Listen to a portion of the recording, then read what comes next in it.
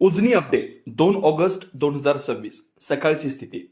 दौंडकडून उजनीमध्ये येणारी पाण्याची आवक कमी झाली आहे. त्याचबरोबर वीर धरणांमधून नीरा नदीमध्ये पाणी सोडण्यात येत होतं, त्याचं सुद्धा प्रमाण कमी झालंय.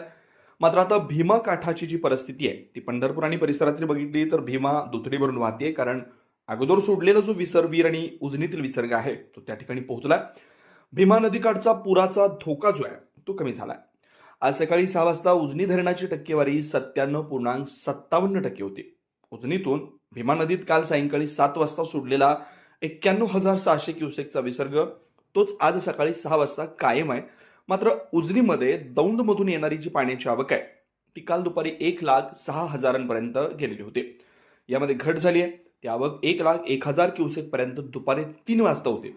रात्री 6 वाजता 92,405 क्युसेक इतकी होती. तर आज सकाळपर्यंत पुन्हा त्यामध्ये 33 ते 34 हजारांची घट झालेली आहे. आज सकाळी 59,971 क्युसेक म्हणजे 60,000 क्युसेकची आवक दौंडमधून उजनीमध्ये येते. उजनीमधून सोडलेला विसर्ग पूर नियंत्रणासाठी 91,600 क्युसेक आहे. त्यामुळे उजनीतून सुद्धा दुपारपर्यंत जे आहे ते पाणी त्या ठिकाणी सोडण्याची प्रक्रिया त्यामध्ये घट होऊ शकते. वीर धरणातून 2 दिवसापूर्वी 63,000 क्युसेकचा विसर्ग होत होता, तो कमी करत करत काल सायंकाळी 22,000 क्युसेक पर्यंत आला.